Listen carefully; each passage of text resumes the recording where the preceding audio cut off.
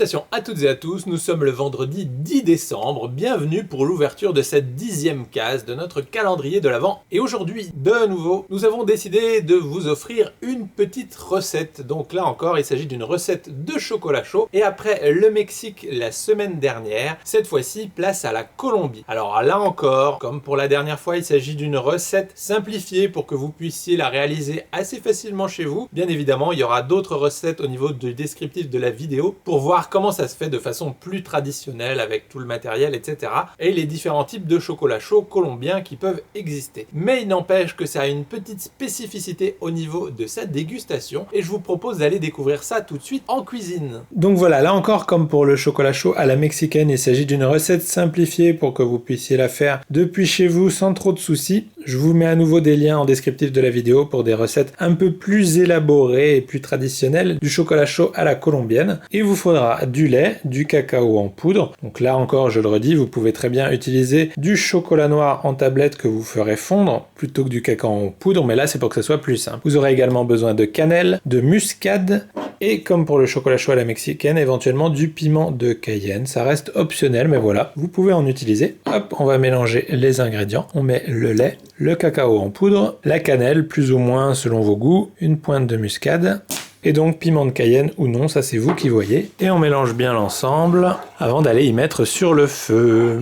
Donc voilà, là on surveille bien le temps de la cuisson, on remue bien également afin que les épices se mélangent bien avec le cacao. Alors si jamais vous avez des récipients qui vont au micro-ondes, vous pouvez très bien faire la cuisson au micro-ondes si vous voulez que ça soit plus rapide. Voilà, là on est bon au niveau de la cuisson, ça a une belle température. Même si vous le sentez pas au niveau de la fumée, on a des bonnes odeurs d'épices et de chocolat chaud, donc c'est parfait. Donc voilà, on commence par mettre donc dans notre récipient, en l'occurrence ici un mug. Voilà, on a le bon chocolat chaud qui va bien. Et on va donc pouvoir faire intervenir le dernier ingrédient, l'ingrédient secret, celui avec lequel en général on sert le chocolat chaud en Colombie, c'est-à-dire du queso blanco, que l'on peut traduire en français par du fromage blanc, mais c'est pas du fromage blanc comme nous en fait, ça va être un fromage un peu de type là, comme là, j'ai pris de la mozzarella, donc ça c'est d'après les infos que j'ai trouvées sur internet, comme on ne peut pas trouver le fromage traditionnellement utilisé en Colombie partout, voilà, la mozzarella peut être un équivalent ou d'autres fromages neutres de type cheddar, je pense également en fromage pour enfants, les ficello, ça doit pouvoir convenir. Donc on va tailler des petits cubes qu'on va venir donc mettre sur notre cuillère ou déposer dedans. Et ensuite on va donc les laisser un peu fondre. Et on va donc les déguster quand ils commencent un peu à fondre et se ramollir, sous l'effet de la chaleur du breuvage. Donc voilà, hop, ça commence à s'agglomérer un peu. En plus du fromage, on peut également tremper des tartines de pain beurré par exemple. Santé!